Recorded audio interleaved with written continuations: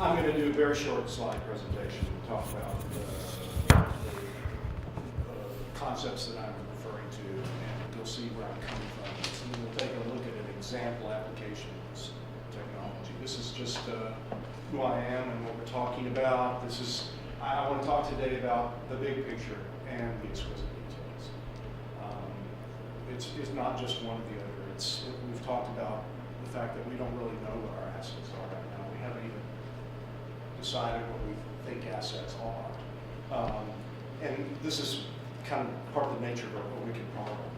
A wicked problem is something that's described as so complex that you really can't understand the problem or its solution when you start solving it. And that the further you go along in the process, the clearer things become, but they may never be crystal clear. The problem will probably get better but never be solved. So social, economic, political problems such as this. And certainly what you're trying to do here falls into that category. What I want to talk about is that we've talked about the connectory and this valuable database that they've got going. And we've talked about some of the things that you can do with it visually. And so those are two things. And we've talked about the ecotourism, that's a thing. Well, I want to provide us, I want to offer a way to collect and present and work with this information that doesn't require you to know everything up front, but that the longer you use it, the more likely you are to see the thing for what it is. I want to talk about qualitative as opposed to just quantitative information. So rather than just that measured information, the qualitative information, the information that describes it to humans is important in what we're doing. So I want us to take that into consideration. No bad. Oh, somebody read it? I'm sorry. And you even broad the shoulder, narrow the hip, and everybody knew you didn't know that, Big John. It's real Jew Christian. Okay. The technology that I'm going to talk about creates collections of highly interconnected information. And the interconnection of this information is what provides context and it begins to build a holistic picture of what you're discussing or what you're working with. Hopefully it becomes holistic enough that it turns into knowledge and it's not just information. Quite often, especially in wicked problem issues, is you start collecting information and it just becomes overwhelming. So what we need is a tool that the more information we collect, the clearer things become, rather than we just getting buried further and further. And as there's a way that this is interconnected here that will reveal over time the natural order of that information. Okay, so again, the engineer up front who's interviewed everybody and just decided that this is how it goes. This does not work that way. It allows you to build the information base as you go along, and so you're not restricting the way in which it may develop. And I think that's a really big deal for us because we realized how big this project was when we were about 2 or 3 months into it, that we hadn't just caught a salmon, we had caught a whale, that you're going to your elephant. Yes. And I think that it's important to be holding what I'm calling a creative space, for things to form and that's a great picture for it, for these gas clouds to turn into stars or planets or whatever they're going to turn into and create form. You back up far enough and it turns into something and you can go in and look at the detail if you so desire.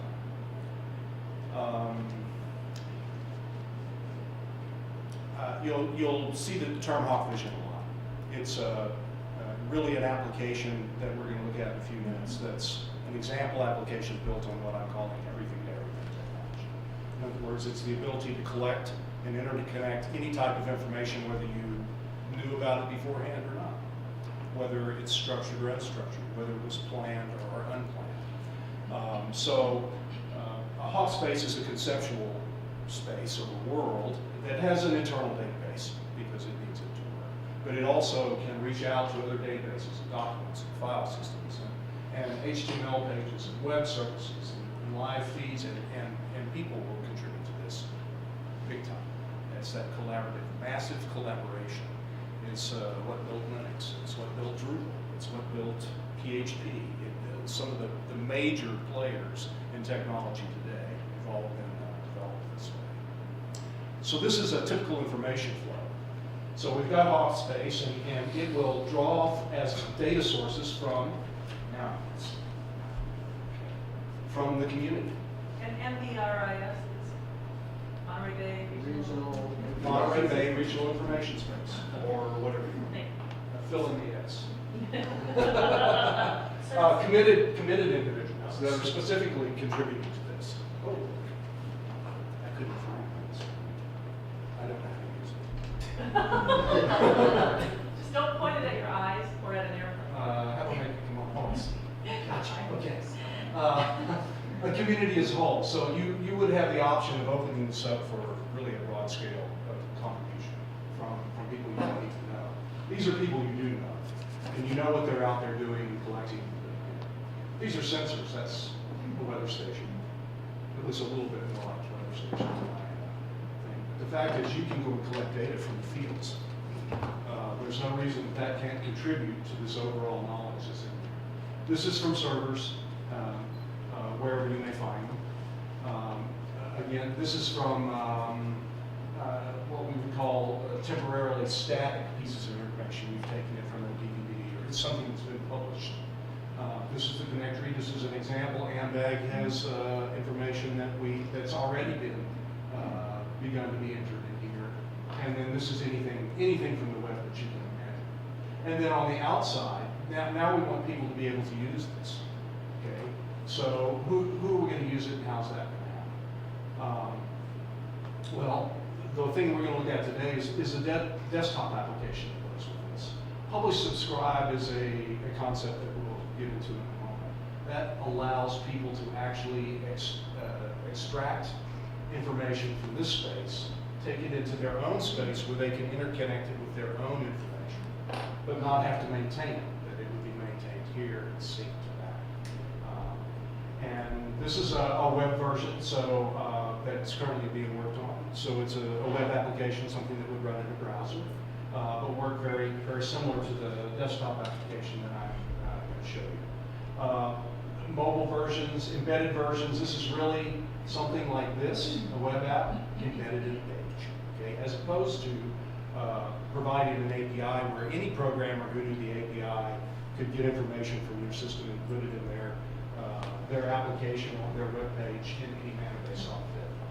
We can provide RSS feeds, so it's kind of like someone's just monitoring the feed of the latest things that have been changed or said to be important in our information space. And then this is a tightly focused view. So Chris talks about this a lot. Okay, this is someone who needs a really tightly focused portals is what the connector calls this. But it might simply be a return. So it's a view, it's a report. It's not interactive, except that maybe it has links and stuff. So you have all kinds of options on how to get this information out. But this is how to think about the thing. Be able to collect whatever it is you decide you want to collect, and be able to distribute it to everybody that you wish to distribute it to. This is really just a listing of the same things we saw in the picture. I'm trying to move through here. It's easy to start this because we don't have to have a design and engineering problem to get going. I'm going to show you a generic application of this with just some generic information types and how they interconnect. So it's very easy to start with something generic like that, use it a little bit, collect information, interconnect the information, contribute new information, and then when you get a little experience, stop waiting. We can say, okay, now we want some new types of information. We want the business profiles from the connector. We want those very badly. So we add those as a side. And then we can interconnect with those within our own space. We want to publish the result, distribute the means of using the result, and evolve as we go along. Evolve. We do not pretend to know what we're going to end up with. A really important concept. And that's the end. So let me get out here and we'll just take a little, this is Hawk. This is a desktop application the simplest application, the simplest UI that I could imagine to demonstrate this product. Here we have, let's see, yes, you can see moving around. This is a navigator, okay, and these are the different silos of information in here. So if I should stop with this, contacts, addresses, phone numbers, emails, topics, notes, which could be articles or something very informal, URLs, so actual web pages, images, audio, and video. Okay. So this is the favorites. This particular user, when he comes to this body of knowledge, he has these things he typically likes to start with. So we can click on Project 17. So immediately it focuses on the item of information, which is the topic of Project 17, and immediately it shows us everything else in the system that's connected to that, no matter what it might be. So if we say, oh, there's the asset inventory, what's that? And that's a note. Okay. Well, that's a bunch of people.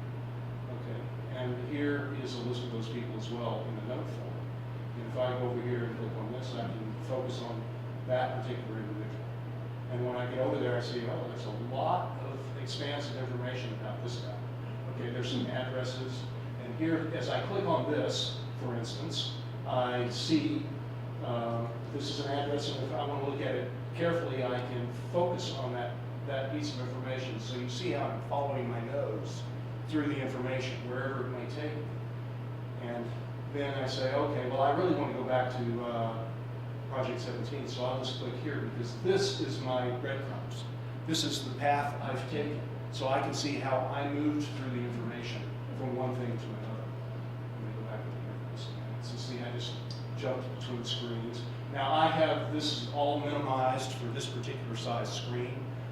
There is, I'm going to do something very quickly here. If you had a big screen, you could space all these silos out individually and you can move them around. The interface is tactile, so if we're looking at Susan, we can move this around, or if we're looking at this, we see all these things go together. Because it's not a single piece of information, it's a holistic picture of information, so we want to keep those things together. So now if I go over to Project 17 Docs, I'm going to go over there and have a look and see what's in there. And oh, let me put these things back. To put these things back, I'll just re-pop them. Over here, I'm looking for something. Oh, it's not there. So I know what. It's this presentation I just did. I'm going to bring this in. So I'm going to bring it in video form. And I just have it on my desktop. This is that interaction with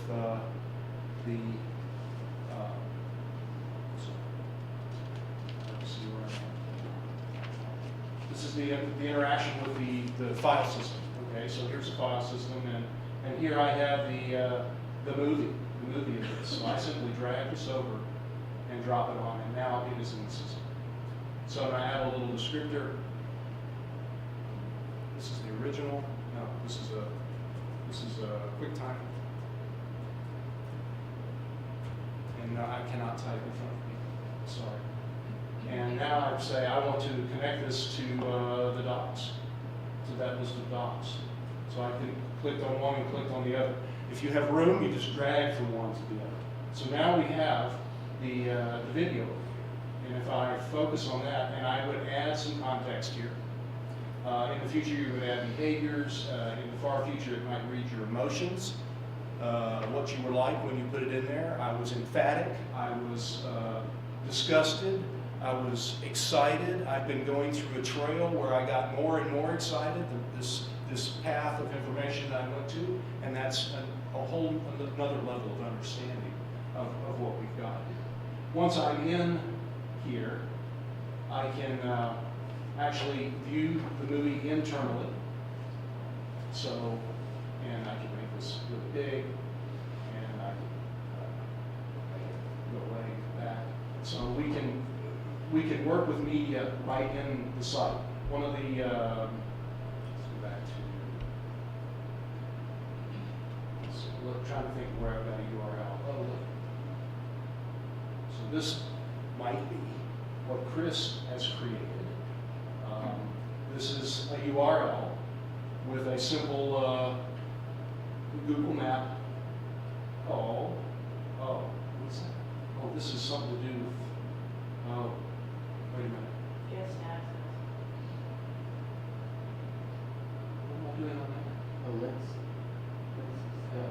two link systems. Let's try this again. Anyway, you can interact this way. So there are players for every type of media, whether it be a browser. Well, it doesn't like the access. Whether it be a browser or an image, there's image viewers, there's movie viewers, there's audio players. It's all internal. But also, if I wanted to, and again, I'm going to run into a dead end, if I wanted to work with this outside of the program, I would simply launch it into whatever this user's default was for working with, oh, there are some apps. Oh, very good. So I might, and use this Safari, I heard people read Safari.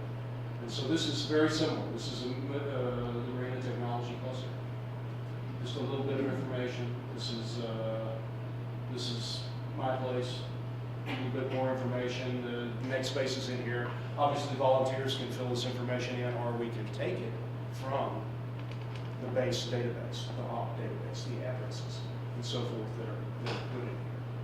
So, Alex, if that data was available in the connectory, let's say, you pull it down, could you create that same kind of map or whatever, which basically is in the connectory, I guess? sure. Let me go to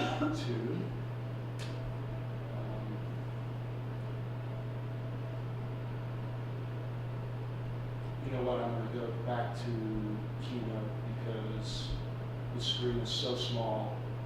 I think it needs to be able to squish things together. I have a little picture in there we'll go back to.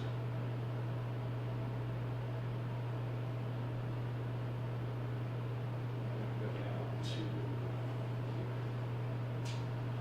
this full screen. Who knows how to use this one? Okay, fair enough. These are sources. So, and I'm going to switch back to the program. These you may consider as silos of information. You saw the contacts, the addresses, and so forth. Those are very generic and they're all internal. But there's no reason that they can't be external. The architecture allows for the fact that, well, now I'm accessing my local contact database. Now I'm accessing the connectory's profiles. Here. Now I'm accessing, if we pretended that Ambag actually had a database instead of a Word document, we would go and get stuff from there. I have information I'm extracting from Google Maps. They all become contributors, real-time contributors to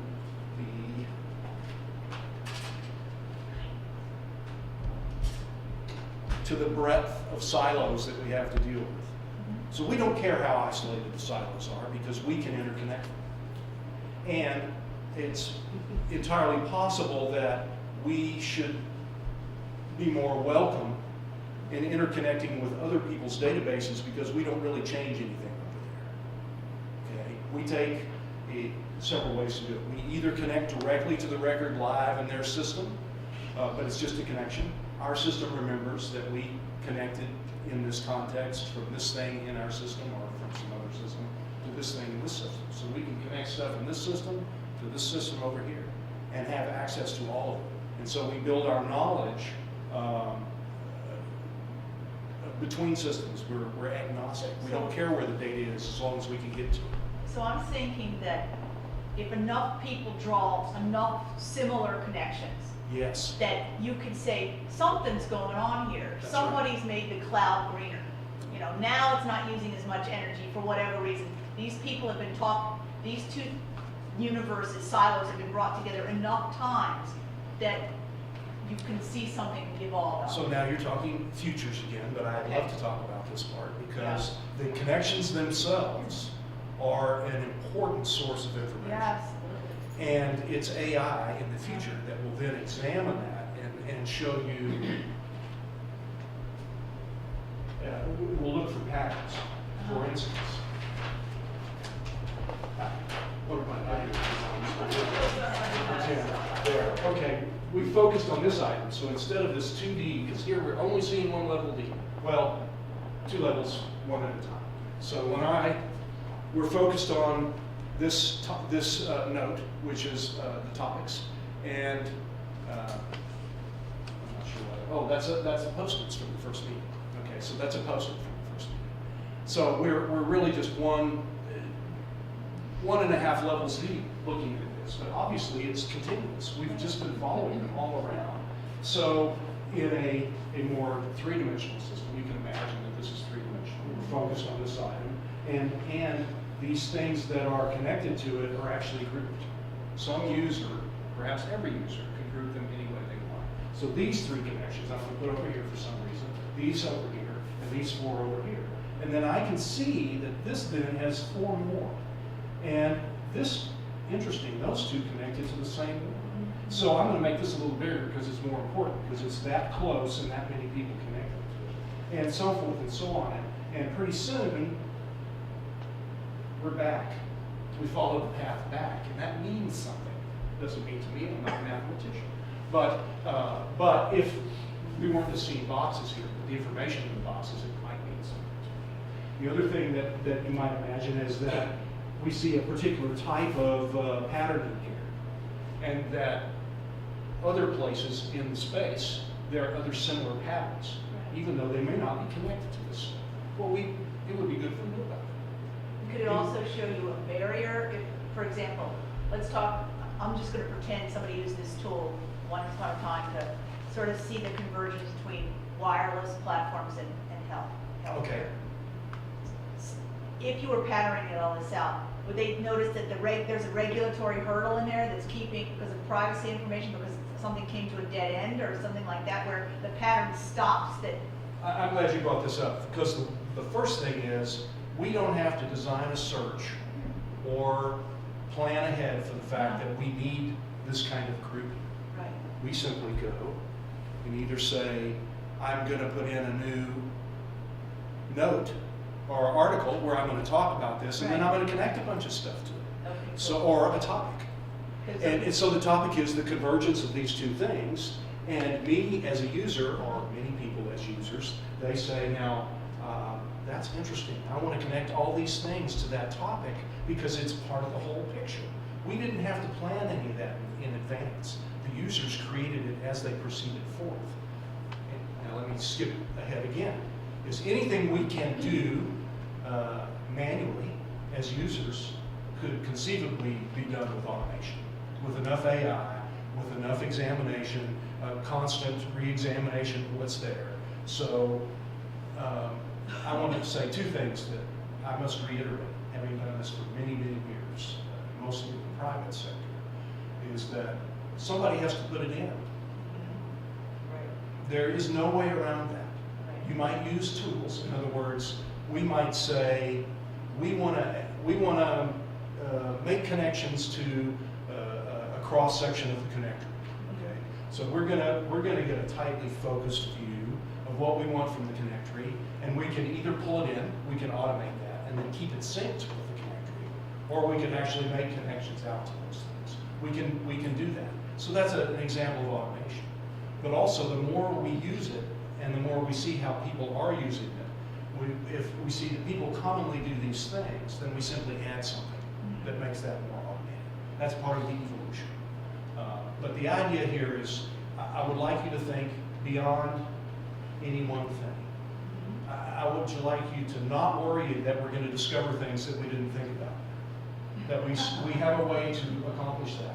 Because the way this is put together in a normal engineered enterprise or multi-enterprise system, if you decided you had to add some new kind of data, it's a big thing. It's a really big thing. You kind of have to re-engineer it, and what's the ripple effect between that, and I got to define everything. Here we simply add another silo and the ability to interconnect. It can be that simple. So it's a standalone thing. Now we've decided we want to add events. Okay, so we're going to have events. We're going to put that in there, but we can immediately be able to interconnect that with anything else that's there. Yes. How does it deal with data integrity if you've got the same kind of information being put in two different places, maybe by two different people? Is there any way that it self-heals itself? Or? I think duplicate connections are pretty easy to find in police. In other words, there's a mass of information here, and somebody didn't really look to see what was there, so they made a connection to a person that's already had a connection to it. from the same topic or whatever. That's easy to see. But I would say that what you've just described is more useful information. That this group of people put things together this way, and this group of people put things together this way, and it's some of the same information. Well, that's useful information. That those people put it together in two different ways, but it was valuable to both of them.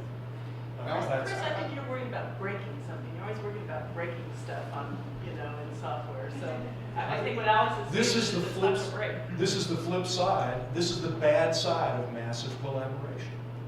Is policing and keeping it clean and so forth. It is.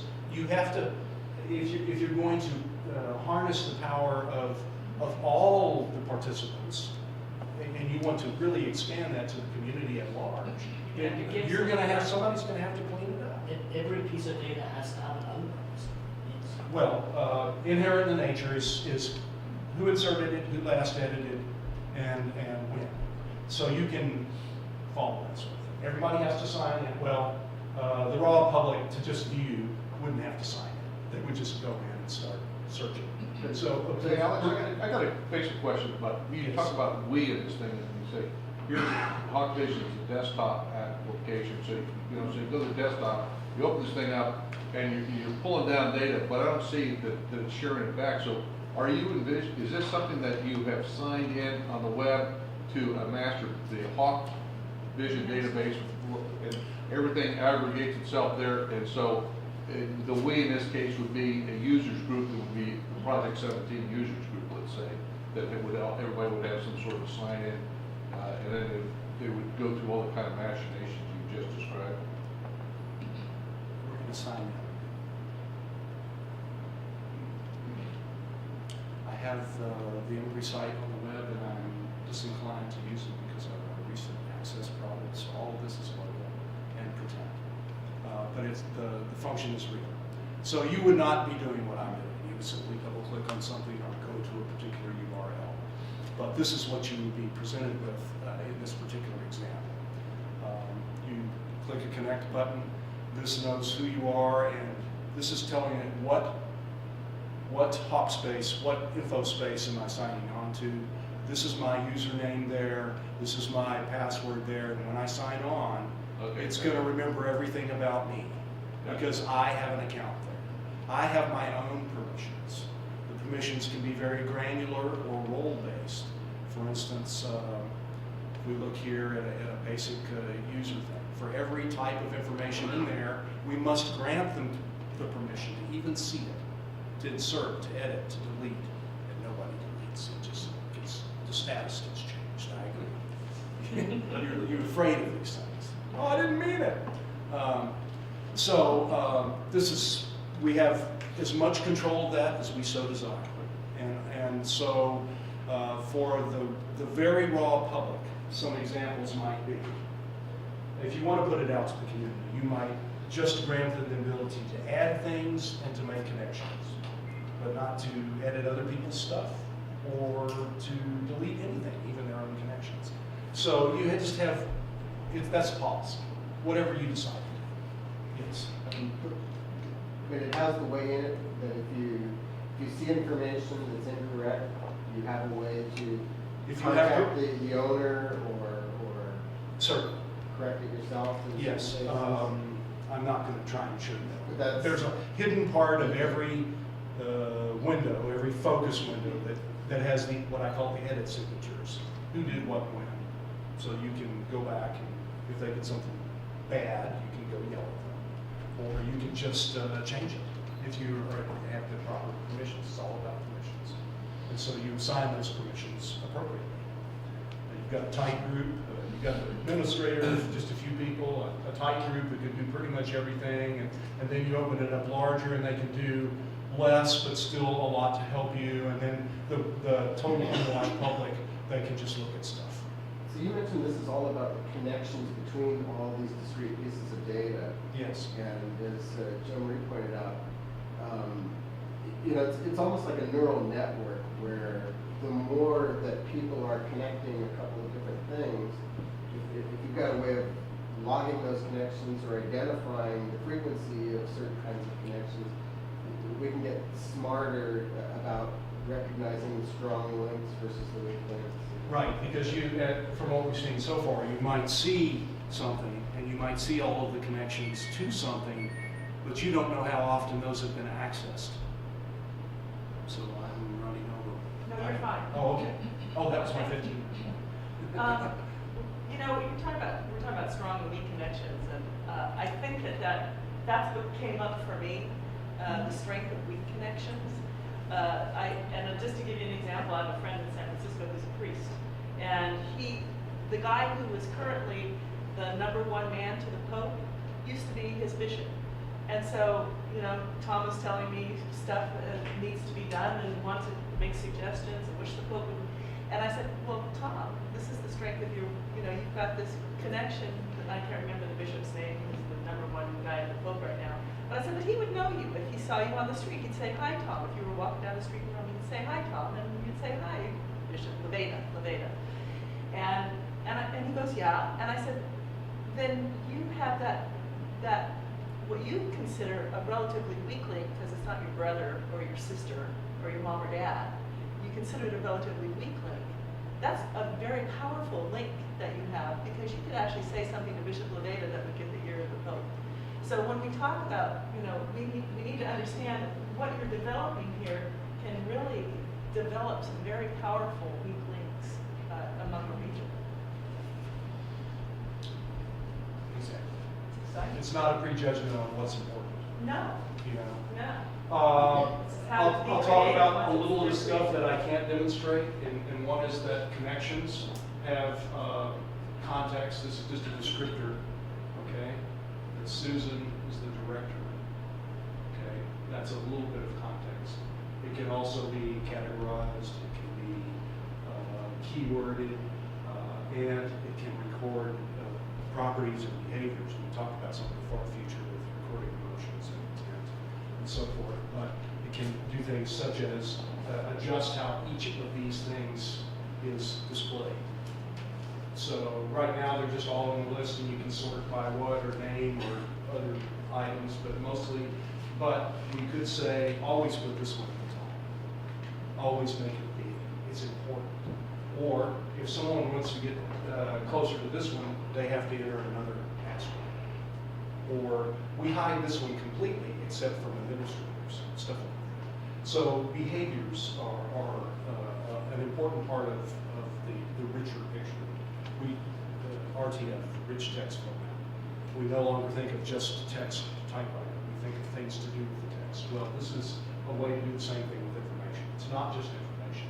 It's not just the flat information. We can emphasize it. And the behavior, the connections, the properties, the enhancements are bidirectional. So so this link might say, it's Susan and she's the best, so we should always put her at top and make her really big when we're looking at this group, because she's the leader of the group, okay? But when we're over at Susan and we go down to the note and it's there's the it may not be that important from this angle. Okay, Not if you're in my house. Oh, sorry, I lost Susan. Where'd you go to? So, anyway, it's not, we have become very comfortable with the concept of links. Links are stupid and they're one direction. So they don't, a site that's linked to doesn't know that. It doesn't know that somebody's linking to it. So when you go to the site, 1,000 sites may link to this one page. But when you go to the page, it doesn't know that.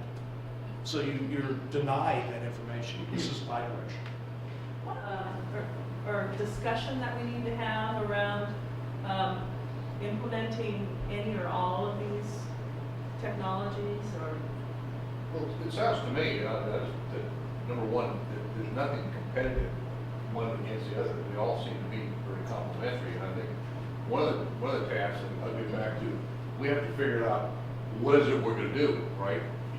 And then as I said at the beginning, if we figure out what we're going to do, then we said, okay, at least we know what kind of toolkit is available for us to start doing it. And Well, what I'm hearing from Alex is we don't necessarily need to know everything we're going to do. Maybe we we start with the businesses, like the connectory does. And then we have, you know, a group that is interested in regionally made bicycles and regionally made guitars or ecotourism, and they work on adding other resources to the.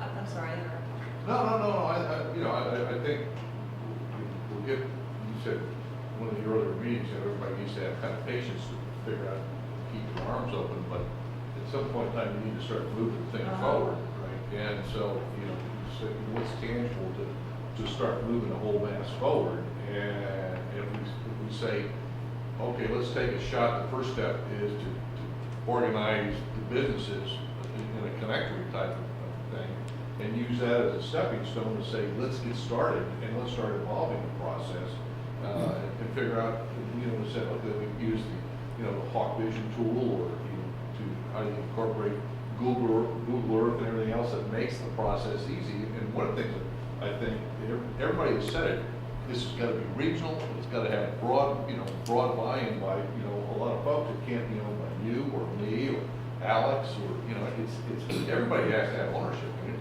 if it's going to go anywhere. There's a number of different strategies as well in the early days. Does the project attempt to assist industries which are in trouble and really need this help, maybe agriculture? Or does it concentrate on industries which are particularly successful in this area, which it can use as a flagship, as a showpiece, in which case that might be, I don't know, sports equipment. So there's a number of competing objectives.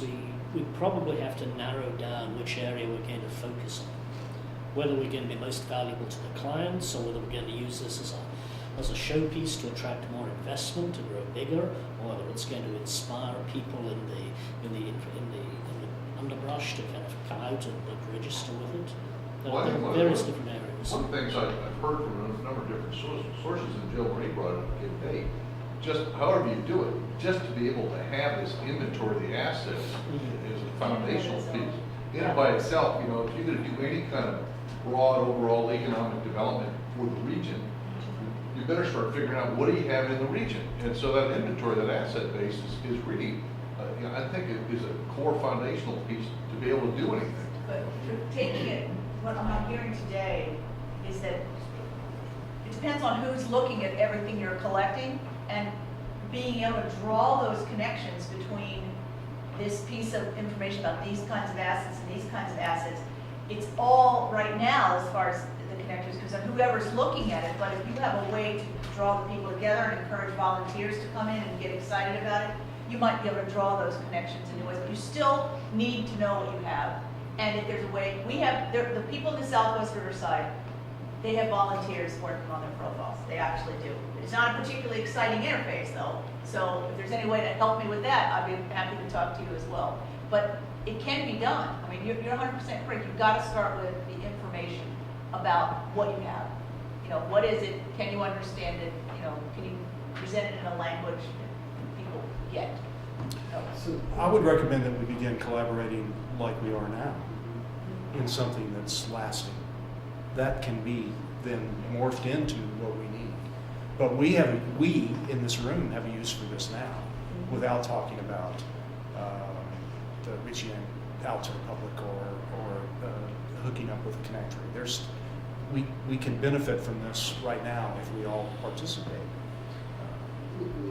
Alan mentioned something that you know, we've seen a number of different perspectives here today, and there are more out there as well. I'm sure a lot of different social networking aspects that maybe we didn't go into. And I think actually Alex deals with some of those with his system.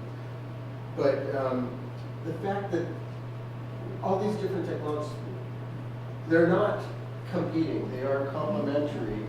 And what I'm interested in seeing is that we can take some things. You've got already some data in there regarding our area. That we take some base, start with that, and start adding additional functionalities like the mapping capabilities and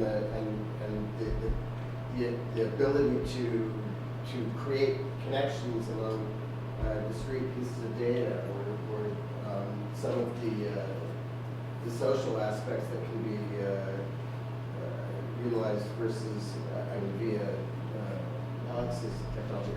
If we can collaborate together and somehow build these pieces in, that would be great. I think where we are gonna have some difficulty, every one of you I know,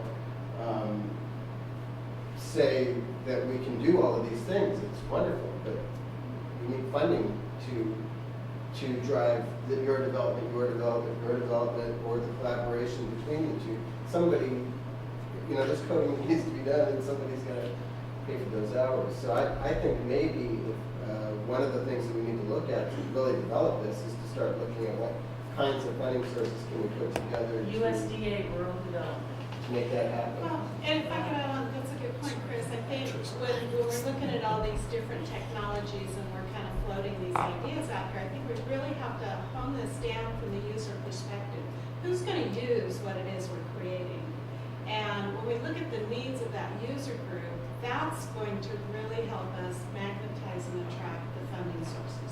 So I think we really, at some point, really have to define the user that we envision using this animal that we're There creating. may be several different types Yeah. of users. Right. But we need to be discerning and prioritizing in terms of which we're going to approach first. Maybe we do a pilot. It's the audience, the participants, the functions they expect, and so forth. Any analysis that you might do if you were going to do a social media or a Drupal type of development for somebody. Basic questions. Who are we addressing? So with the connector, they put together this information. Maybe there was an initial idea of who the users were going to be. Yeah, But what have you found? Well, in the very use? first, it morphs depending on which user community gets the idea that maybe they should understand their assets. And it started as a response, as I said, to the defense downturn and recession of the 1990s. What were all these captive suppliers of General Dynamics who picked up and left for Texas going to do? And that's where it started, but then it turned into, well, if you're having all this information on your suppliers, why can't the other parts of San Diego County? And then the Economic Development Administration said, wait, only people who understand what websites are. Remember, this is the end of the 90s. When we did that survey, fewer than 15% of the companies we surveyed had a website. And then it became, maybe they should have a web presence, and we'll use this as the way to get it started. And then it became, well, we're trying to really understand the power of aerospace in California, and the state only has this much money left. Could you expand this statewide? And each time somebody looks at it, I just didn't have something quite as sexy as Hawk Vision or Google Earth to say, well, at least put it out there, and then maybe somebody can find the connections. But still spend your time to go to get the information. Or if there's a way to make it easier, or people want to put the information in, or pulling it, that too. But it morphed depending on who it was, and maybe that's part of my problem, is that I can't quite focus on it. It sounds like what we need is kind of a map, of going forward map of. The one thing I ask though is that I need to be able to give the person in GoEd a point of contact. Should that be you? That's Andrea. Is that okay? And now, are the people from the Salinas Bay iHub in here too, in this room too today? I There was is part a- of that. Andrew was, I was. Andrew was part of it. Because he got back to me thinking that I was going to be here last week. He goes, so how did it go in Monterey? And I go, well, I would tell you if I had been there. But Honest, I would. I could have made it up. Oh yeah, it was great. I just need to make sure that I link the right point of contact, so it's not somebody, they call it the Salinas Bay iHub, who says, I don't know who the hell she is. So. I was on both Project 17 and the IHUB committee. I served San Okay, Diego great. County. All right, perfect. That's what Bring it on. the reason I'm interrupting is because We gotta get to the- I turn to a company right now. I You think- have to leave or you just hungry? No, I have to leave.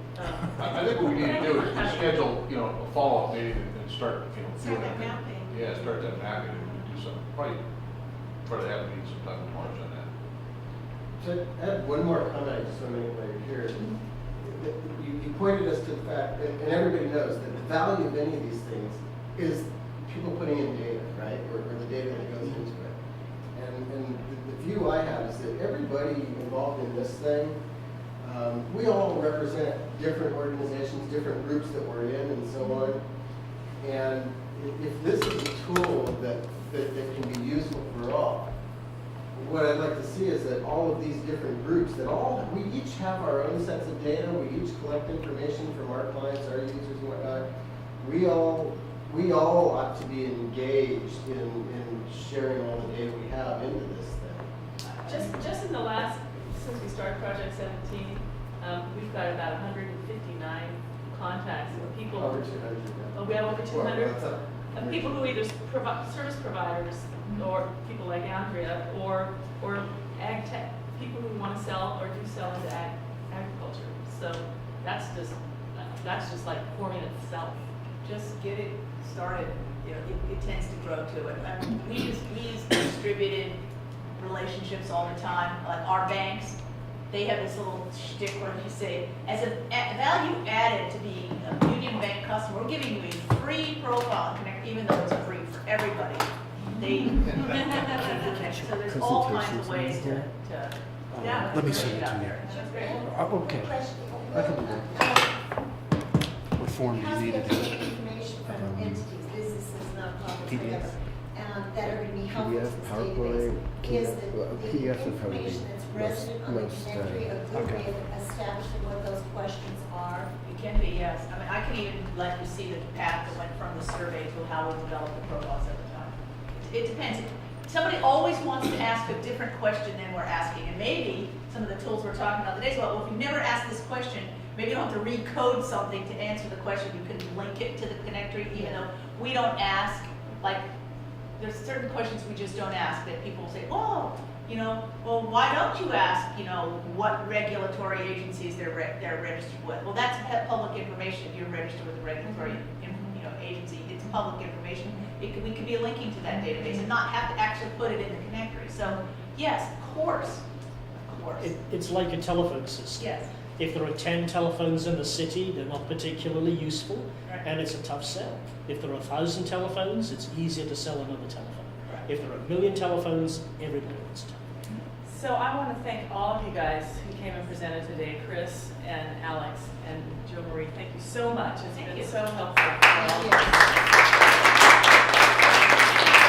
I appreciate it. I mean, when the Wired project was going, I could go on the road almost any time to talk about this. And so thank you so much for finding a way to get me here. Our pleasure. Thanks. All right, thank you. And thanks to Andrea for pulling this together. Yes.